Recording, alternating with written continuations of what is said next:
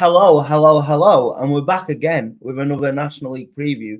But this one is going to look slightly different, especially if you're watching on YouTube, because you can just hear my dulcet Mancunian tones right now, but you can't see me. Unfortunately, there is something going on with my webcam, and it means not only am I disabled this morning, it seems my computer is also disabled. So we're just having to. It's a bit of a makeshift view on the podcast for those watching on YouTube. So we apologise. I know It it's not because does mean that your beautiful view of my face isn't interrupted with Aaron's anymore. So Oh, and I can promise you, I'm not trying to hide because I'm sick of the fame. So we'll address the elephant in the room because it's quite cool before we get going. Not football related, but over this week, I helped my friend film a TikTok, a video of her pretending to put a dart through my head. Basically, she missed a dartboard and it went through my head, and it's now currently sat on 3.6 million views, which is absolutely outrageous. So yeah, it's been quite a week. We've got like articles coming up with media publications in the week, which is crazy. But I'm still here for my love of the National League. You never forget your roots, dear Laura. Never forget your roots. no, always And staying grounded. that's it. And we're ready to look ahead to the weekend's action. But before we do that, I feel like we've got to talk about the Tuesday and Wednesday night fixtures because they were some big implications. Well, we say big implications, but again, Chesterfield, I'm pretty confident now, even with Chesterfield doing the best to make it as awkward as they can for themselves, I'm still pretty confident Chesterfield are going to walk this division. But it is getting a little bit squeakier and a little bit more nerve-wracking for Chesterfield fans, I think. So on Tuesday night, we had so it was Barnet's turn to try and make a little bit of ground on Chesterfield and make it a little bit more squeaky. They were at home to Eastleigh and they got the job done. It was a 2-1 win for Barnet. But basically all Chesterfield had to do then on the Wednesday was go to Halifax Town and get a point. That's all they had to do to win the league. They had to go to Halifax, who were in obviously very good form at the minute, so that's not an easy game really. But they had to go to Halifax and get a point. So in typical Chesterfield fashion over recent years, what did they do? They went and got battered 4-2 away to Halifax. So yeah, I mean, look, it's silly to say that this is getting uncomfortable, but like, really, this title should have been done 2-3 weeks ago, shouldn't it, Lauren? And now we're in the point where we've got 5 and 6 games left, and they need a point. And we were just saying, obviously, it's not going to happen. But if this was to happen and they didn't get automatic promotion in the Championship from here, then I think it would be the worst bottle job in the history of football, wouldn't it? I don't think you could possibly have bottled it more, realistically. And I've seen teams bottle it, right? Some might say that my team is bottling it at the moment, but my goodness, if Chesterfield bottles this, like that is truly something. I mean, already the gap is closing, isn't it? I to be fair, I still think that they're going to walk this, right? Realistically, I still think they're going to walk this. But it should have been finished a long time ago, right? Exactly. Or not long time ago, but they should have very much. We shouldn't even be talking about how there's a chance they could bottle it, right? It's not going to happen, but there is. You can say that hypothetically they could, which we wouldn't have said a couple of weeks ago at all. Yeah. Well, we didn't say a couple of weeks ago. Quite frankly, we were just ignoring them at that point because they were just walking away with it. It was done. And look, we say the gap's closing, but the gap as of recording is still 21 points.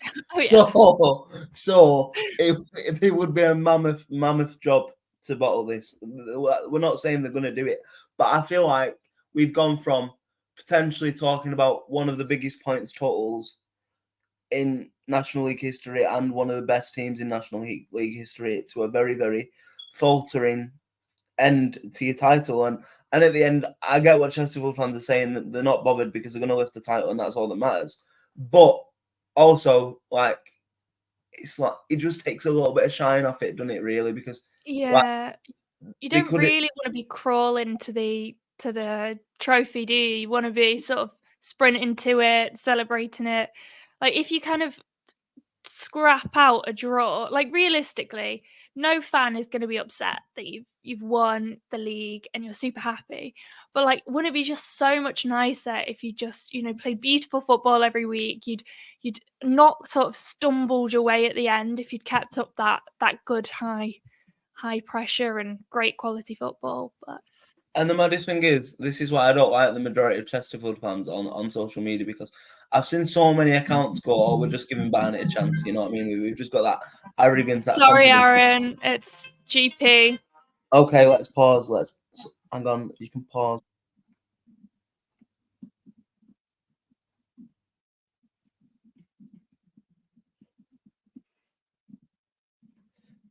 Yeah, and like the thing that's not bothering me, because like Chesterfield fans don't bother me because it's different.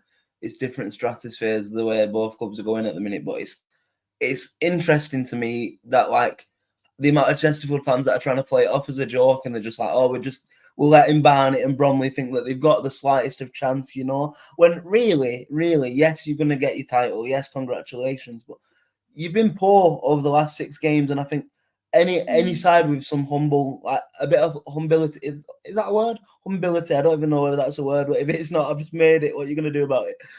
You just call it like humility, just like That's it. whatever. Humility. Yeah, whatever. Yeah, any side with humility would be able to say, like, look, the standards over the last 6 games haven't been good enough, but we're going to win the league, so kind of, I'm Yeah, happy. I mean, realistically, like you might be biased because you are an Oldham fan, but you were saying that like even the stats say that Oldham were just all over Chesterfield last Saturday. And obviously they got thrashed 4-2 at Halifax.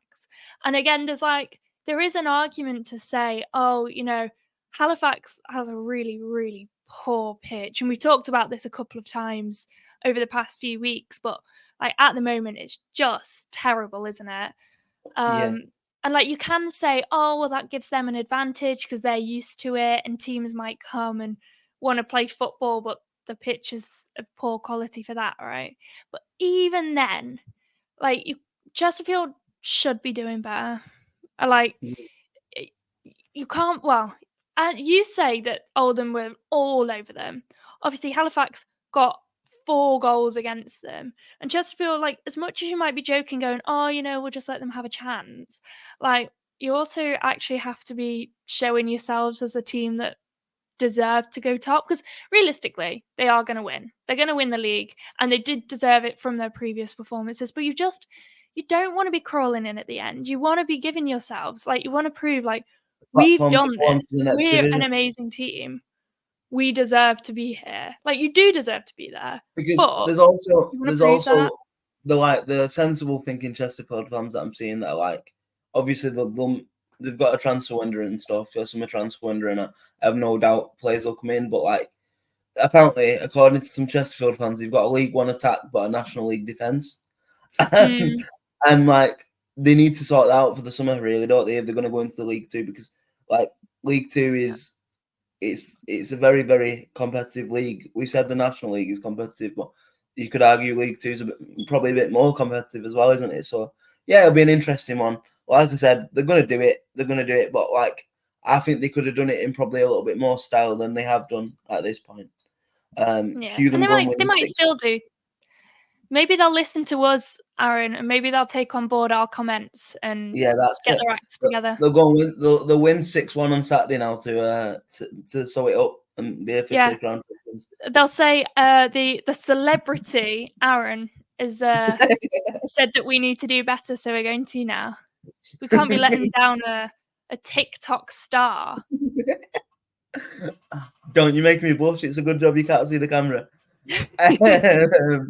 But talking of Oldham Chesterfield, considering that was our game of the week together, but I went to the game. Shall I just give quite a brief overview of my thoughts and what I'm thinking going ahead? You go ahead. You do that. So, to be honest, Mickey Mellon went for it. He went for it. We had James Norwood and Andrew Dallas playing as a front two. He dropped both Mike Fondop and Joe Garner. There was a few eyebrows raised because there was Joe Garner was scoring goals, but like you have to remember, we've got two strikers there with decent pedigree, but they've got a combined age of like 75 or whatever it is. You know what I mean? So both of them can't play every game week in, week out. So that's the importance of a big squad. So we've seen like Dallas come in with Norwood, and it just worked. It worked because you had somebody with the football IQ and intelligence of Norwood supplying the balls and stuff, and then somebody. The one thing Dallas has got, which our other strikers don't have much of, is like proper explosive pace. So he was running off the big, like tall Chesterfield centre halves every single time. You know what I mean? And the first goal came through just that. It was Andrew Dallas running through, and he got cleaned out by the Chesterfield keeper, and the referee pointed to a spot. And again, I might be a little bit biased, but I'd be interested to see if you saw it, or maybe you can have a look and tell your opinions on the Twitter. But I think if it wasn't as early as it was in the game, because I think it was like maybe 12, 30 minutes, I think the keeper would have been sent off because there was no cover behind him. He was the last man, and the referee gave a yellow card. But anyway, James Norwood got the penalty, scored the penalty, and we went 1-0 up. And then we did what we've not done a lot of this season, and began to hunt and press for the second. And then the second came through Dan Gardner, who obviously is an ex Chesterfield player. He was part of the last Chesterfield side to win a league title, if I'm not mistaken. So he got a good reception from both sets of fans, which was nice, and it was a lovely, lovely team goal. And then we raced into a 2-0 lead. It should have probably been 3-4-0 at half time. But it was 2-1 at half time because Joe was it Joe Quigley? I think it was Joe Quigley. The big striker that's not Will Grigg, I can't remember his name. I want to say Joe Quigley, but he slotted one away with a very nice finish to make it 2-1 at the break.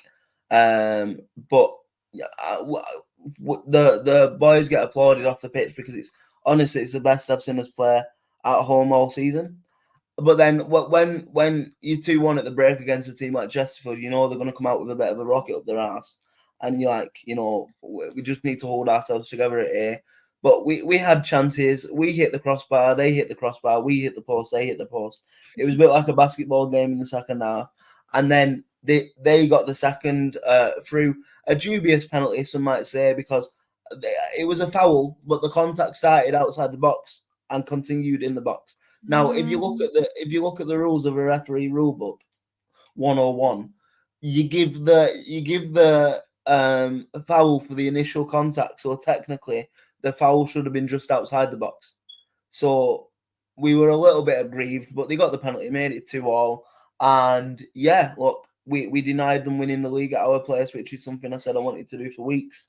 So I was happy. But the thing is now, I've told you all season, we raise our game against teams that are in and around us and in with the same sort of chances of going up as us. We need if we play like how we played against Chesterfield on Saturday for the rest of the season, I am fairly confident we will get that playoff place. But if we drop below it and just start getting complacent again, I think we're going to struggle. But obviously, the running for us now is massive because it's still sort of in our hands, if you would, even though obviously Halifax got 3 points ahead of us now with that game because we've got to play Fax at Blackpool's Pleasure Beach. Sorry, I mean the Shay. We've got to play Altrincham at Altrincham. So they are two absolute mammoth games, really, aren't they? So it's going to be interesting. I think it's going to go down to the wire. And I don't know whether my heart can take it, to be honest, Lauren. Yeah, I feel that. I mean, it might be a bit bold of you to say that Chesterfield are in and around you, given they're 33 points ahead. But, No, but I mean, when I say in and around, I mean like fellow like top 7 teams. Yeah, like I know the better teams of the division. You know what I mean? Yeah, I get you. But yeah, so do you think 2-2 was a reasonable result for you guys then? Would you say that was a sort of it was one of them representative of the game? Obviously,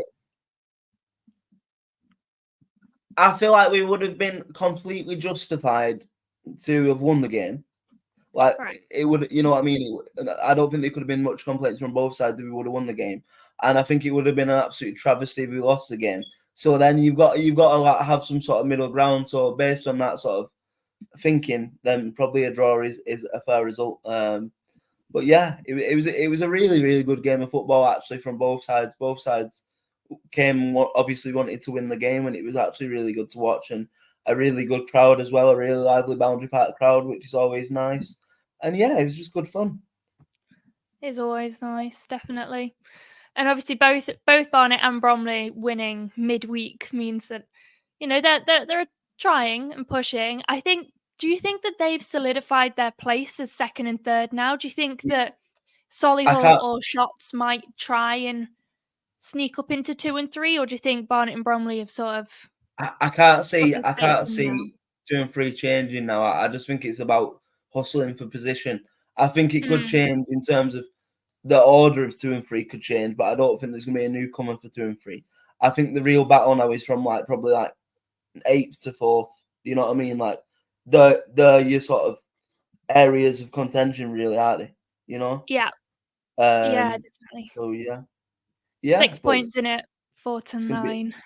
it's gonna be interesting. It's gonna be very very interesting. It is Um. definitely. I mean that constantly changes the 4 to 9, really, doesn't it? Every week it's different. But yeah, it does feel now like the top three, I think, are pretty solidified. It literally is just Barnet and Bromley sort of tussling it out now, attempting to get second. But Yeah. Yeah. yeah, So I also had a game this week. So we had our Lauren and Aaron's tie of the week, which we called the Oldham Chesterfield game. But you didn't want to give me an Oldham game again, did you? After no, last because time.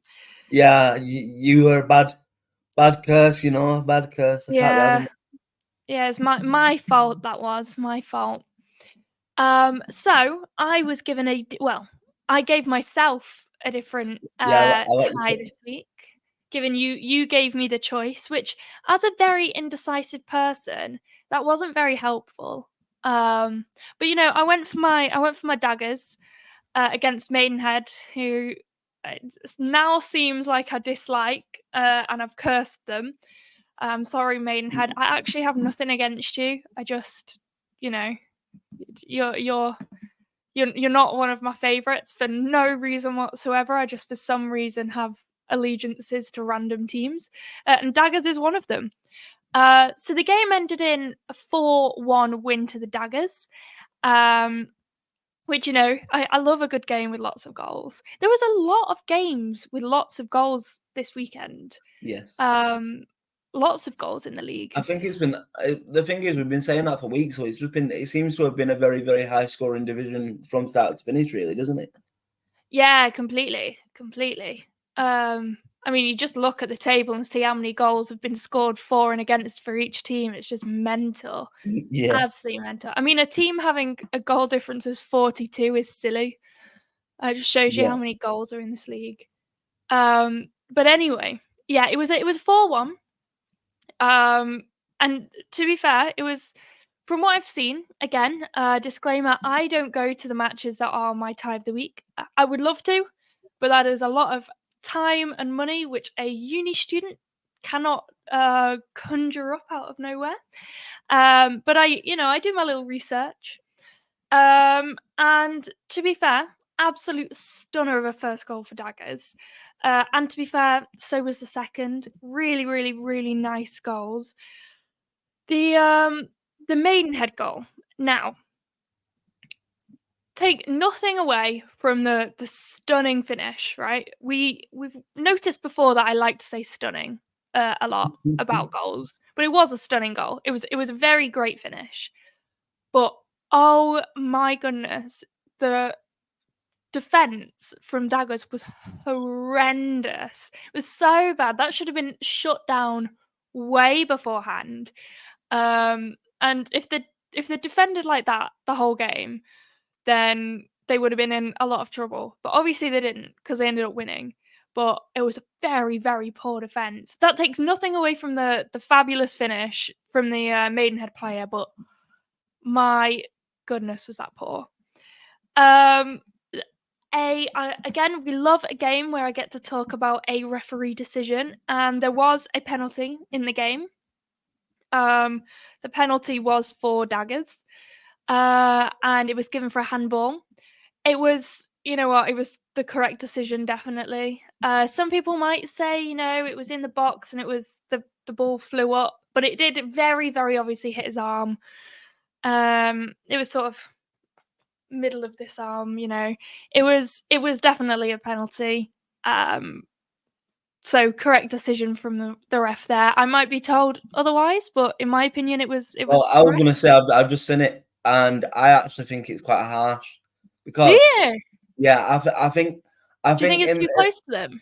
In them sort of situations, I feel like the referees don't use not common sense as such, but the ball's in the box and he's like 2 yards away from the ball. So where's he supposed to put his hand there? And also, like, I don't know. I feel like without going too scientific, you've got to like think about speed and like distance. And I just think if that was awarded against Latics, I'd be fuming. Yeah, I do agree with that, and I do agree with your point. But I think at the moment, like, I've been seeing more and more that those sort of penalties are given, and unless you're like literally stood on top of each other, they are just given. I do agree that if it was sort of out here, it would be more obvious. But from the penalties I've seen given, right, I think it's you know what, I'm gonna stick with it. I think that it was a penalty. You might not agree with me, and you know what, that's the whole point of this show.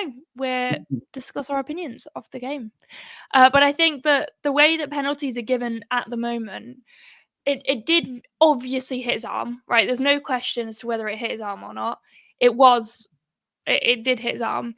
I just think that, I can see why it was given. But I do agree. I think there needs to be a more standardized, like, I know there is a rule, right, of when refs give it and when refs don't. But I think that it should be more standardized as to, like, if your arms are here, like, it should or it shouldn't, because you see it given both ways. But I'm gonna stick with it. I'm gonna say that it was a pen. I'm gonna agree with the ref there. And it was a well taken penalty. Like, regardless of whether you think it was a penalty or not, it was a well taken penalty.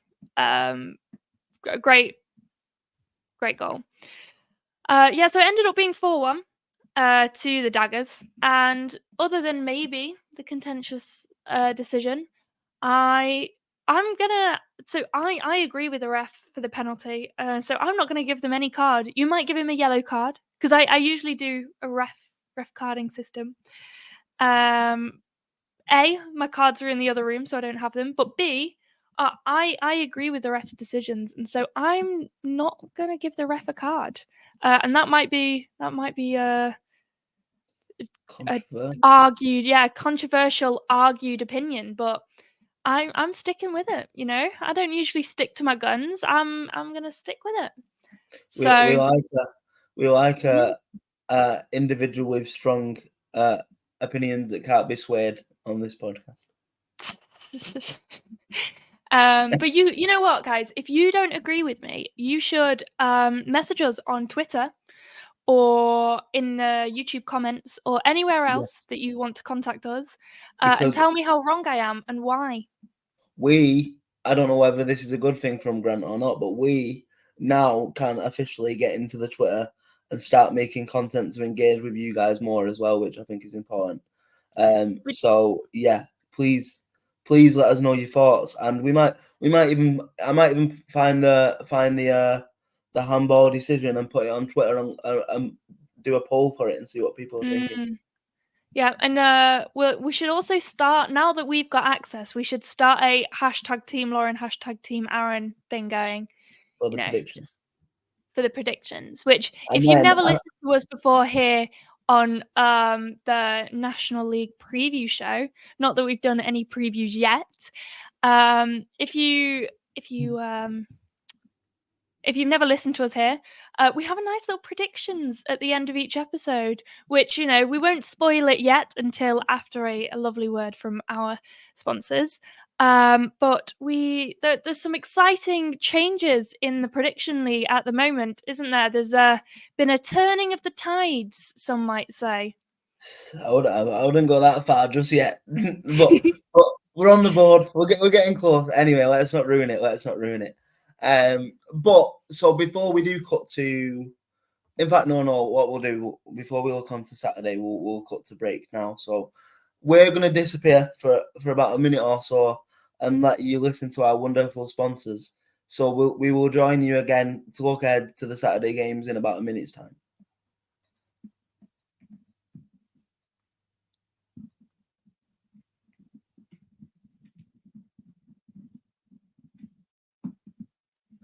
And we are back. So Hello, you've just heard from our wonderful sponsors. I'm sure you're very bored of me saying the same thing every week, but I feel like we almost have to say it. Without them, we wouldn't be able to do what we do on this podcast, so we appreciate the support.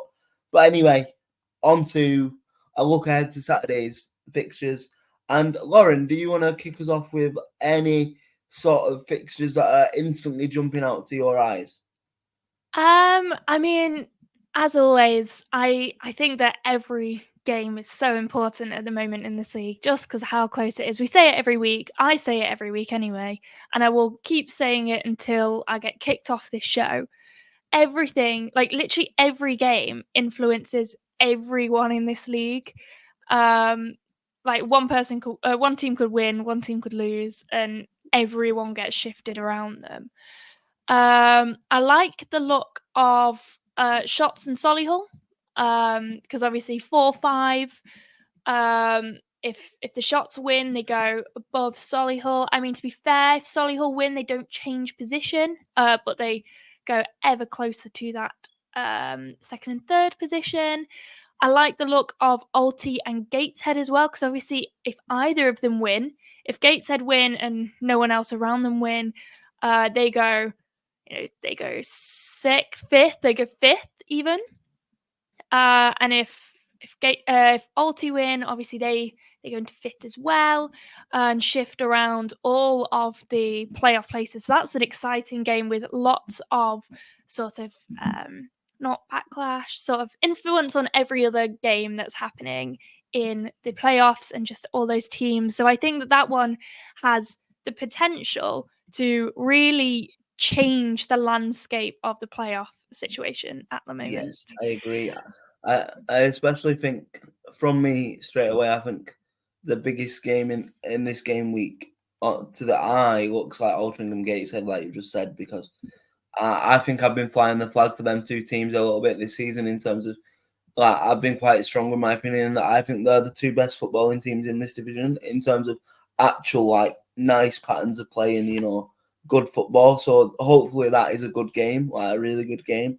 It's interesting though, isn't it? Because if you look at the other side of like the league, like the relegation spots, there's no real, like, it's been the first week where we've not really had like a major sort of relegation 6-pointer, if that's what we want to call it.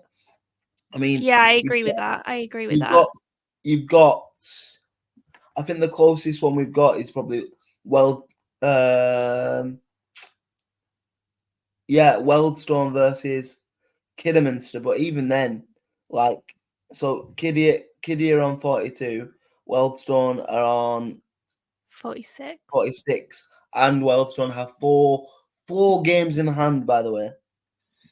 That's a lot of games in hand, which, as we always say, points on the board matter more than games in hand. Yes, absolutely. And obviously you could call it you could still call it a big game, and I think it is a big game because there's only 4 points in it. So if Kiddie do beat Wealdstone, then they'd be 1 point behind them. But then they'd still have the 4 games in hand, so they could go 13 points clear of them theoretically if they win all 4. So it's a hard one to call, isn't it? Really, I mean, a couple of the other ones that sort of stick out for me really are.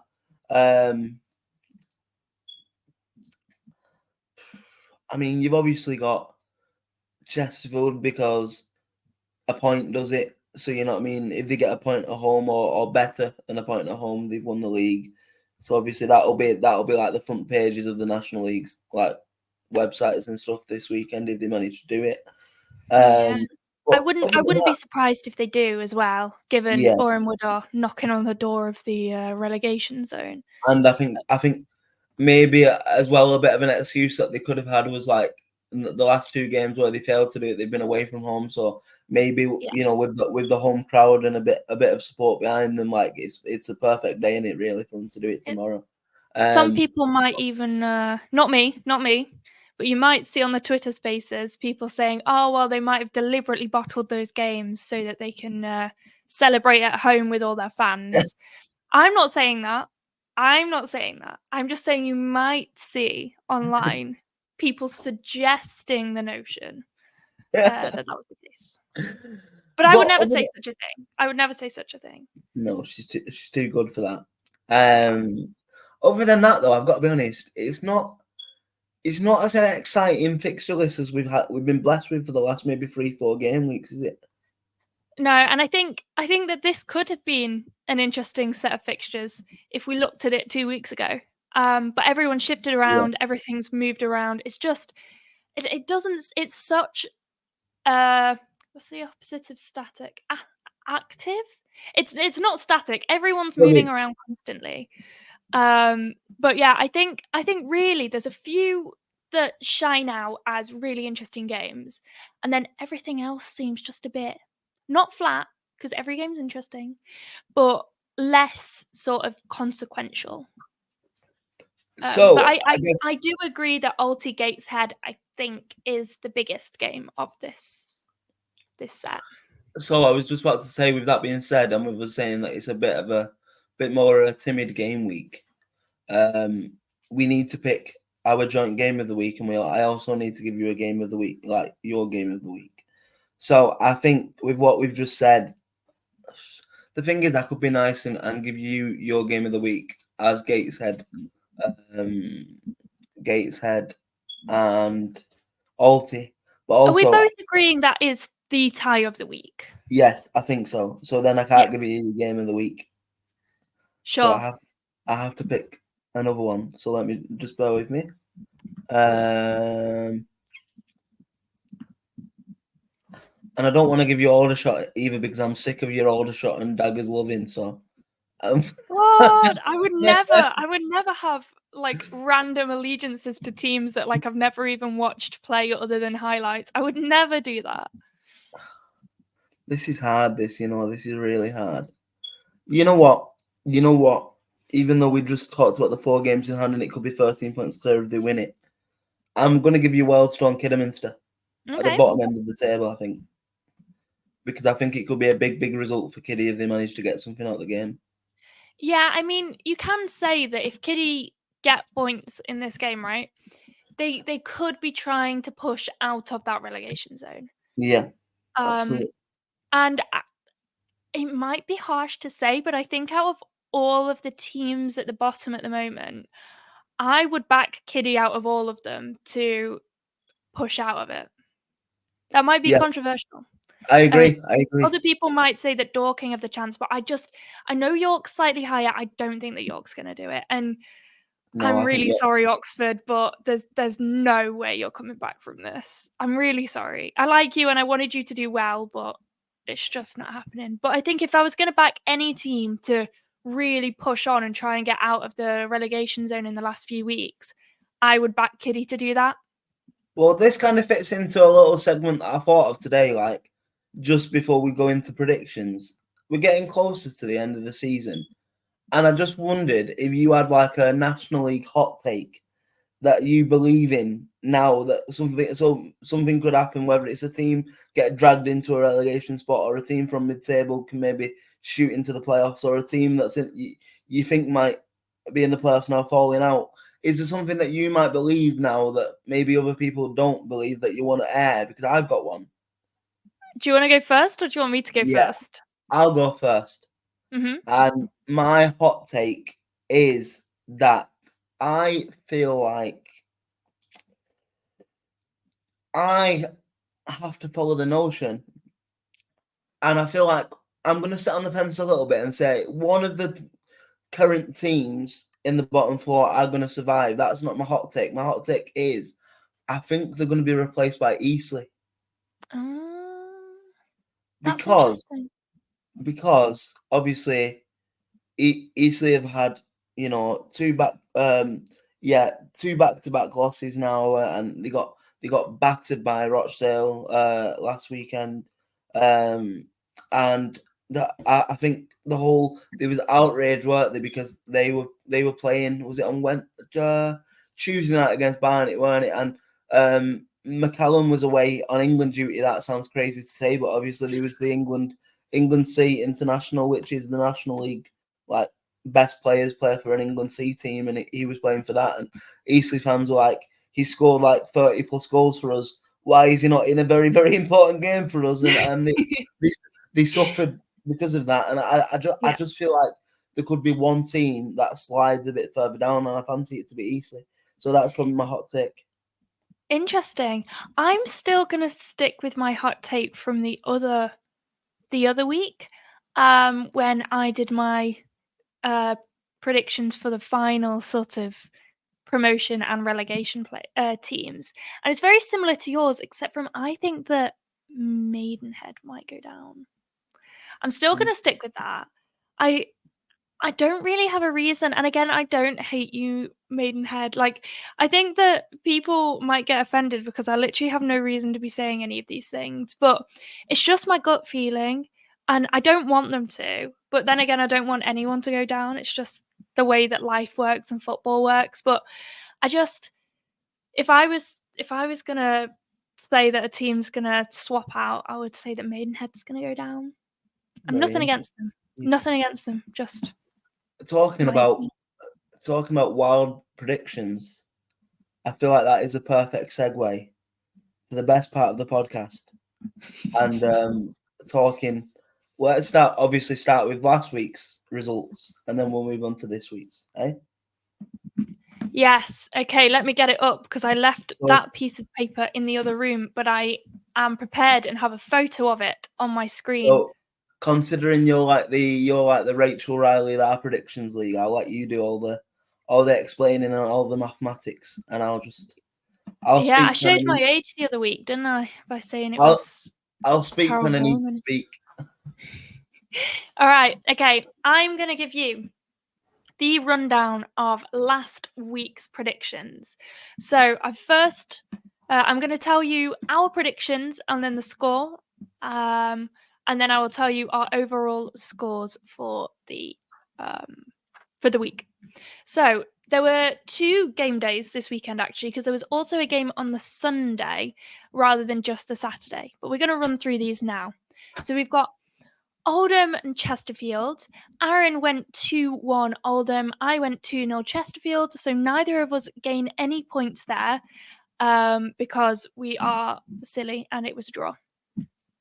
In the Fylde Wealdstone game, Aaron went for 2-1 to Fylde. I went for 1-0 Wealdstone. Given Wealdstone won, I pick up some points there.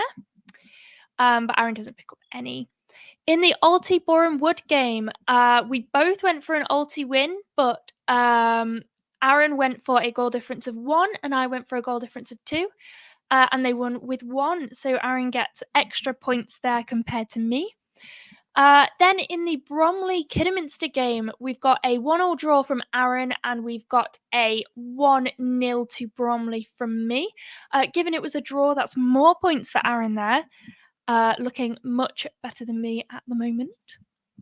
Then we have the Dagenham Maidenhead game where Aaron went for a 1-0 Daggers win and I went for a 2-0 Daggers win. So we both had the same goal difference, and we were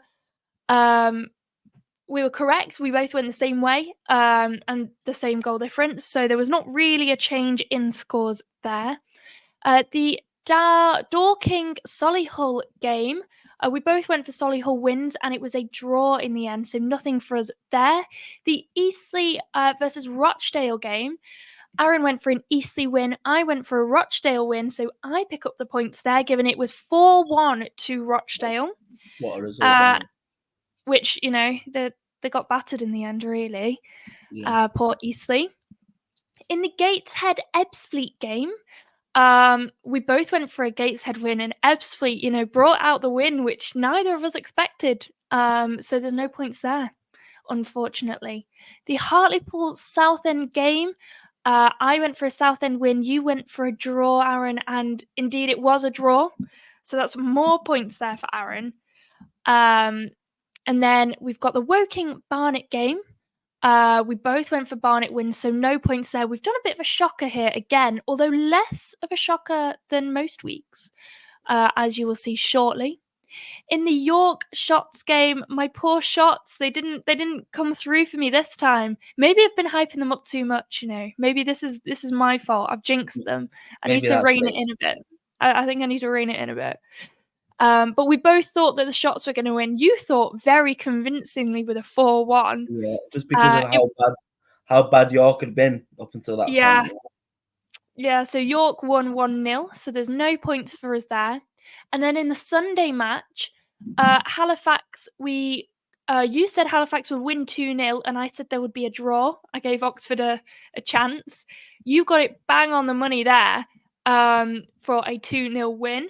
So that's 3 whole points for Aaron there. So if I do a nice little totaling up, Lauren gets a grand total of 6.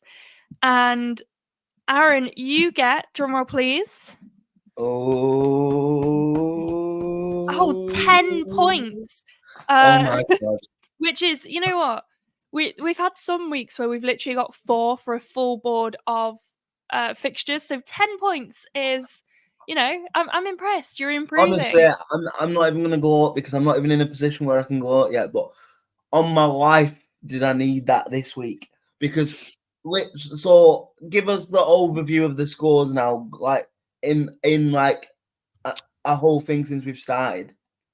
Yeah. So I was, I think I ended up having a 2-0 lead or something like that. We've not done that many games. I think we're now on our 6th. I can go and confirm this officially after the results and let you know. But we had a little discussion before the podcast, and we think it's now 4-2 to me. So it's getting very close to the end of the season, which means it's getting much, much tighter for you to try and get back in this game. While we've got a spare time and you're doing all the mathematics, what I think would be interesting, go on the BBC Sport website and count how many predictions we've got left to do to see what I need to do to win it. Okay. In terms of next week, the games are on Friday. Well, the 29th, the games are on the Friday. Are we predicting those? Yeah, we're predicting. No, are we not predicting tomorrow's? Yeah, we're predicting tomorrow. Yeah. But the week after, are we doing the Friday games or the Monday games? That'll be interesting. That's one for Grant to decide, I guess, because yes, he might want us to do like a Sunday or a weekend podcast instead. Because obviously we normally record. It normally comes out on a Saturday morning, this podcast, but we normally record it on a Friday afternoon. But with the games being on Friday afternoon, we don't want to record them. So that's one for Grant to decide. So we'll let you know on the Twitter when we know what time we'll be recording next week. That was a good spot from me then. Okay, so we've got 1, 2, 3, 4, 5, 6. I think we've got 6 left. 6 left, and I'm 4-2 behind. So you could do it. So I'd have to win like 3 of the 6. No. I think you'd have to win 4 of the 6 to win it. Would you? I can't do the maths. No, if you won 4 of the 6, we'd tie. Yeah. Because I would win the other. So I have to pretty much go flawless from this point. Yeah, you have to win either 5 or 6 of the 6 left. Unless we draw a week. We've not actually drawn a week yet. Yeah. The thing is, I don't know what we do then. But Are you feeling any sort of pressure right now, or are you feeling a bit like Chesterfield? Because if I was you, I'd feel a bit like Chesterfield. yeah, I'm gonna say I'm feeling a bit like Chesterfield. Which might be a little bit too early to be celebrating. But Well, I'm gonna if you've say, listened to any other weeks of this podcast, anytime I win over Aaron, I can't help but have like a gloating grin, and I actually can't help it. I'm not trying to, but I just she get all just giddy, and she I hates just me. I can't help but rub it in a little bit. Yeah, no, it actually is because I hate you, Aaron. We're not like best football friends or anything, not at all. I hate working with you. It's awful. It's the worst. She's jealous of my TikTok success. Exactly. Yeah, I'm absolutely fuming. I cannot believe that you are famous now and I'm not. Where's my fame? It'll I come when think you you've bottle. stolen my fame. It'll come when you bottle a 4-2 lead and I win 6-5. And then I'm gonna go viral for like crying on a podcast. It'll be a clip from this when I'm like in physical tears when I've lost. Crying in an Oldham shirt. That sounds good to me. I'll get like what'll happen is you'll like screenshot it and then send it me in the post. Because you'll have my address at that point from sending me the shirt. So you'll be like, oh, I'll just send you a little consolation gift. A little And then it's just postcard. me crying. So, like I said, I'm not taking any like credit or because there's still big work for me to do. I'm like it gives me. I've got a bit of confidence there now. I've got a bit of confidence back in the predictions, but I've still got work to do. So, speaking of the work to do, shall we get into it and get into Saturday? Indeed. I've realised I've just written really large the numbers of our scores. So now I've got like no space to write our predictions, but you know, I could just use the back of the page. Look at that. Problem solving. I've just thought as well. I just said because it's Good Friday fixtures next week, we'll have to do a weekend podcast, but that'll be after the Good Friday fixtures. So we'll probably have to do a weekday podcast, won't we? Yeah, well, I mean, we could do it on the Thursday like we used to back in the day, back when we first started. I thought this always used to be Fridays. We used to do a Thursday evening. Did we? Yeah, at like 8 p.m. on a Thursday. It was like the first week. Really? Yeah. I see. I do that many podcasts. It all just mushes into one now. Aaron, this is the most important one. You've It got your best It is. friend. It is. Outrageous. A Stockport fan and an Oldham fan being best friends. Who would have thought it? Well, you know, we're both from similar-ish necks of the wood. Yes. Anyway, should we get on with these predictions? That was one of our classic massive like tangents. So let's go back. Let's go it back comes to the football here, and we're talking about being from the origins of our friendship.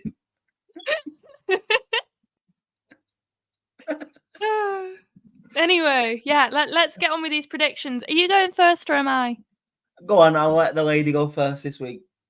Right, okay, well, let me write down my names then. Right. I'm on the right this time. I was on the right last time as well, actually. Right, okay. So are you going to actually try and do it in order this week? Because you're not very good with an order normally. It's just you make me go everywhere. Well, you and I, right, I've started using what I think your fixture list is. I was using the Google ones earlier, just like the literal Google list of fixtures. No, I use BBC Sport.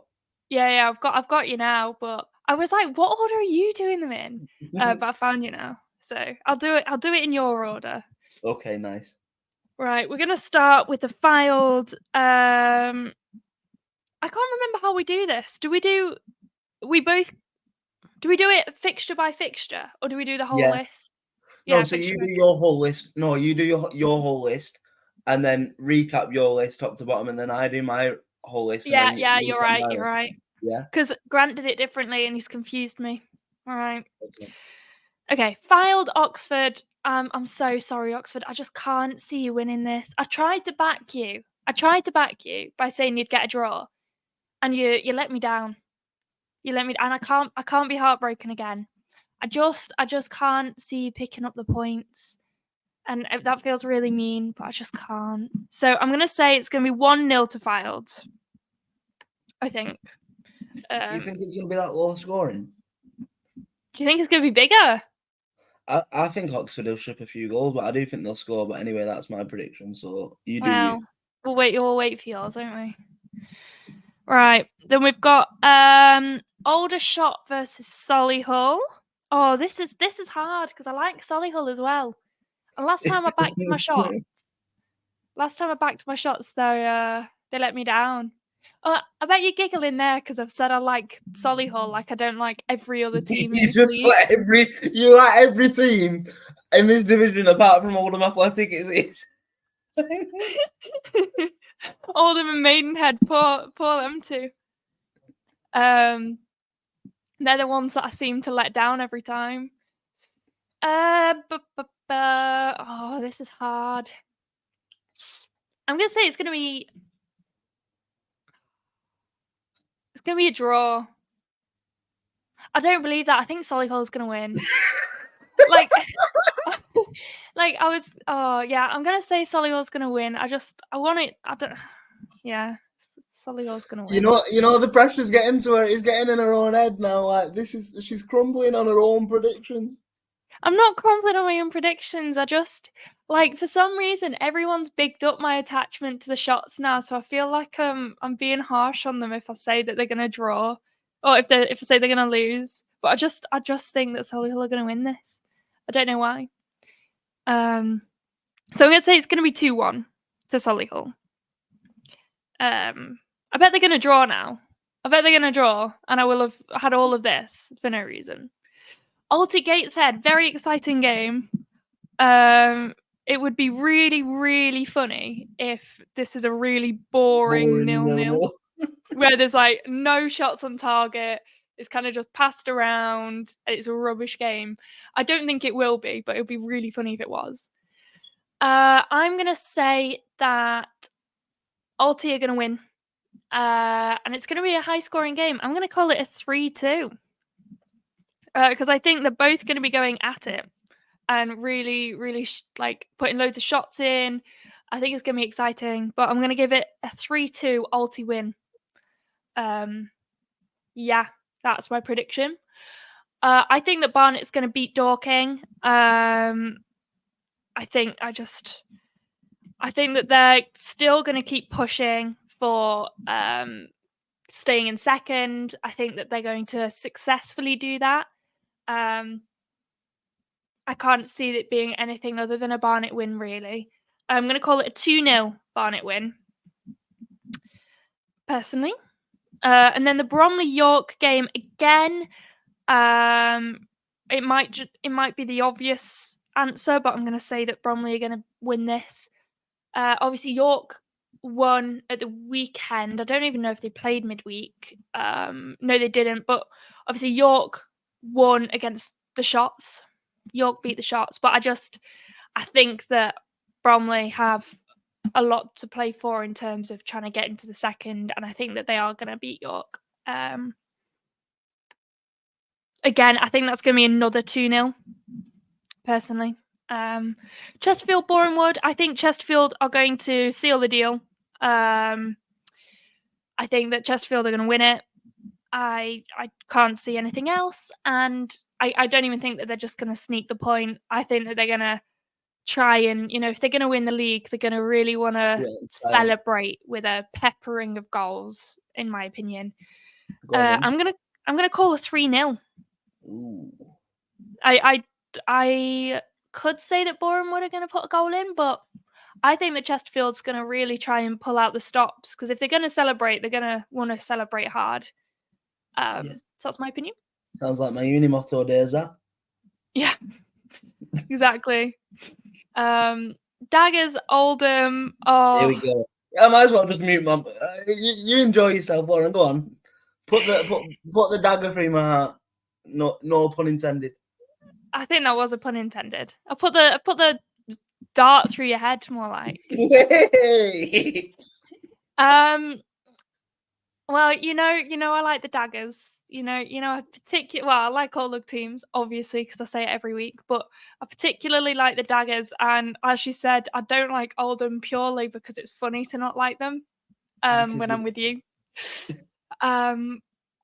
I don't know though, because Oldham did actually put out a really good performance against Chesterfield. Although then again, Daggers did a really good job against Maidenhead. Maybe that says more about Maidenhead than it does Daggers. But I'm gonna, I'm gonna call a draw. I'm gonna call my first draw of the game, of the tie, and I'm gonna call it a 1-1. Yeah, 1-1 draw. That might be sitting on the fence quite a lot there, because not only is it a draw, but I've not had to upset Aaron too much. But that's that one.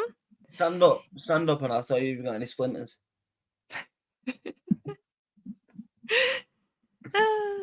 Right, Eastleigh Hartlepool. I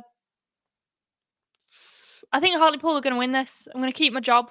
Hartlepool are going to win this. It's going to be 2-1, because I don't think that Hartlepool are going to keep a clean sheet. But I think they're going to win. That's my opinion. That's what I'm sticking with. Halifax, Ebbsfleet. I think that Halifax are going to win this, because it's at Halifax. If the game goes ahead, because that's really harsh, right? It sounds really harsh, but they had to have another pitch inspection. Was it Wednesday? Did they play? Yeah. Yeah, they had to have another pitch inspection. And if there's any change in the weather, I don't know how it is in Halifax at the moment. I think it's all right, but if there's any change in the weather, like there's going to be another pitch inspection realistically. So if that plays, I think Halifax are going to win. I think the home advantage is particularly prevalent in the Halifax games. And the fact that even though it pains me to say it, they are looking a very good side of them, and 8 wins in 9 games. Yeah. You don't do that if you're Mugs. Yeah, I think that Halifax are going to win this, and I think they're going to win it. I'm going to say 2-0. I'm going to say 2-0. Who have we got next? Rochdale and Maidenhead. I'm going to say that Rochdale are going to win. I'm going to say just 1-0. I'm just going to say 1-0 to Rochdale. Southend Woking. I might be controversial here and say that Woking are going to win. That's not that controversial, but it's probably not what you'd expect if you look at the table. Did you like my dramatic breath then for a bit of? Yeah. Yeah, I heard it. It was good. I liked it. I'm going to say that Woking are going to win 2-1. And then the final game is the Wealdstone Kidderminster, which is my game of the week. And I'm going to say that Kitty are going to win this. I don't know why. I want an upset in this set of games this week, and I think that Kitty are going to win.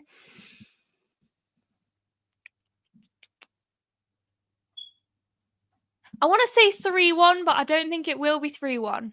But I just fancy saying 3-1, so it's going to be 3-1. And that is how professional my predictions are.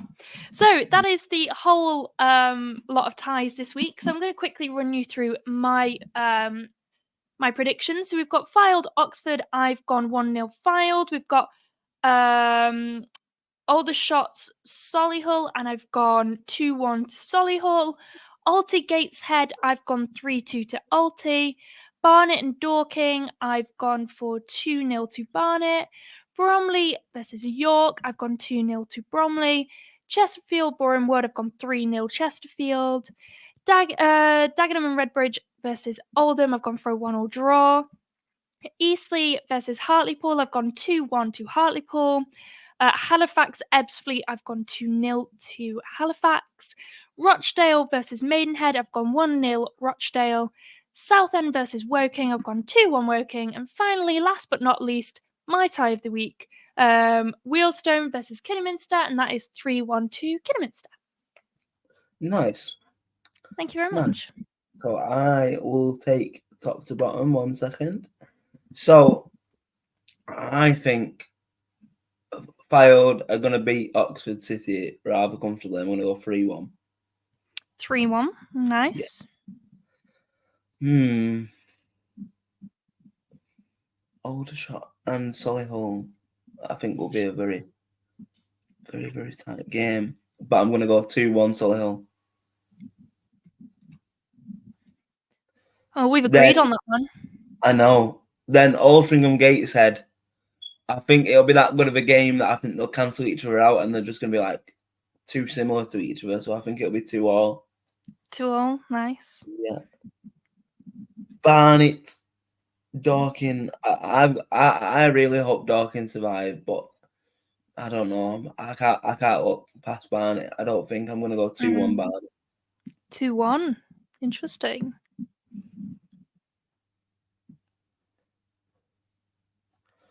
Bromley, York. I feel like York are going to sort of semi-continue the very, very, very late survival chance and survival push and get a draw away to Bromley. And I think it's going to be 1-1.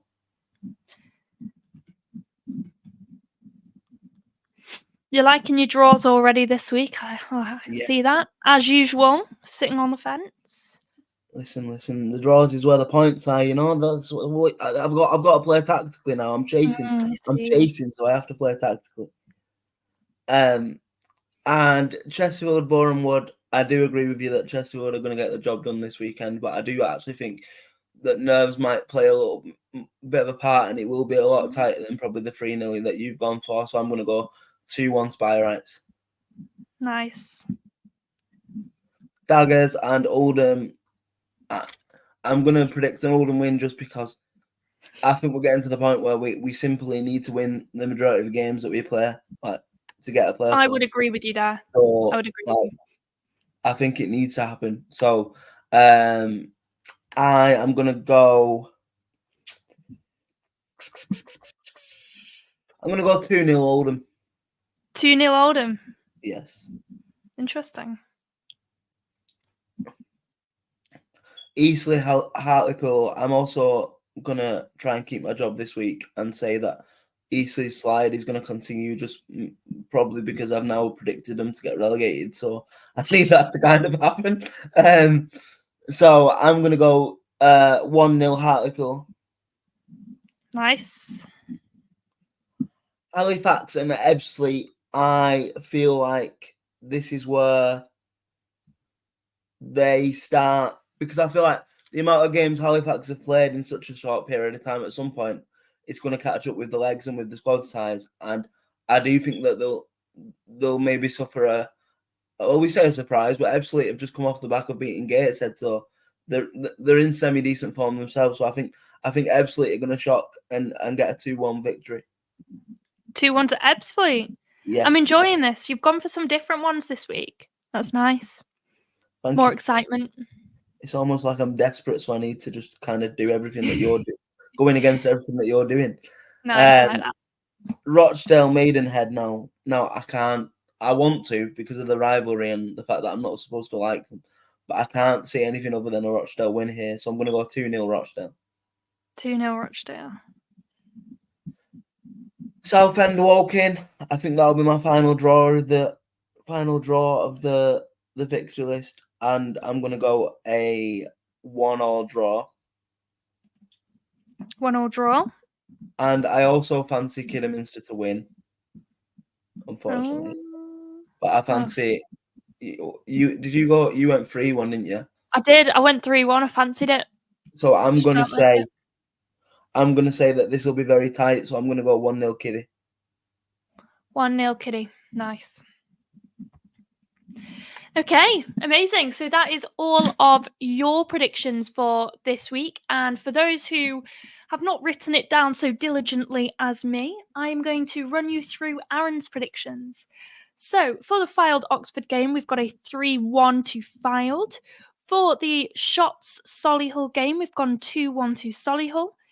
So in agreement with me there. The Alty Gateshead game, you've gone for a 2-2 draw. Barnet versus Dorking, we've got a 2-1 to Barnet. Bromley York, you're saying there's a 1-1 draw. Chesterfield Boreham Wood, we've got 2-1 to Chesterfield. Daggers Oldham, you've backed your boys and you've gone 2-0 to Oldham. Eastleigh versus Hartlepool, you've also kept your job at 1-0 to Hartlepool. 2-1 to Ebbsfleet, you've gone against Halifax Town. Rochdale versus Maidenhead, you've gone for a 2-0 Rochdale win instead of 1-0 like me. Southend versus Woking, you've gone for another draw. 3 draws in there for you. You accused me of sitting on the fence. And then finally, in the last tie of the round, we've got Wealdstone, Kidderminster, and you've also gone for a kiddie win, but just 1-0. Nice. And what we'll do when this episode goes live, now we've got the access to the Twitter, I think, to go with we'll put the episode on Twitter as well in a post, but also as like a picture for reference for people wanting to keep up, we'll put a picture of Lauren's lovely handwriting and document of the predictions on the Twitter account as well. Yes, I might have to rewrite it then, because some of my shorthand is a little bit questionable. Like, we've got Rochdale is Roch. Halifax is Hal. Why have you gone Roch and not just called him Dale? It's Dale and Fax, no? I thought that was like. Well, probably, but I was doing my own little style here. Maidenhead's just M. It's the only one beginning with M. I live in Rochdale, yeah, and I feel like if somebody turned around and went, "Oh yeah, what was the Roch score?" I'd be like, "Sorry, the what?" I come from Roch, me. Well, all the shots just old, like ALD. So you call them shots and daggers all the time. Why don't you just write what you say? Solihull's Solly. Yeah, I might rewrite that so people actually understand what on earth I've done. Hartlepool is Hartley. Like literally Hartle. I think like that's the worst one out of all of them. I could have just called them like anything else. Oh my God. On that note though, unless you've got anything to that you want to bring up that we've missed, I think this is probably the perfect time to finish. Yeah, just follow us on Twitter if you don't already. Do you know our handle? Yes. Or whatever it's called. It's not non-league look on Twitter. There you are. Nice and easy to remember. Follow us there. Give us a message. And what do they need to do on the podcasting? Where they listen to the podcast, Lauren? Give us a rating. Like us, give us a rating, whatever you do. 5 stars preferably would be nice. We'd much prefer 5 to 1, and let us know what you like about it and what you don't. At the end of the day, if you want to give us 1 star, we still get the listens. So if you don't think we're very good at our jobs, leave some constructive criticism. We are always open to improving. But hopefully we'd much prefer that. We'd like to know. Hopefully you have enjoyed this installment, and we will see you next week. Probably, potentially on a Thursday. But potentially with Aaron's face back. Yes, hopefully. I can come out of hiding then because the numbers would have stopped. So I'm sick of people turning up at my door. Yeah, the paparazzi. You hide in your face so you can't be recognised. Anyway, we have been Lower League Look, and this has been your National League preview. And until next week, we'll see you later. Bye, everyone.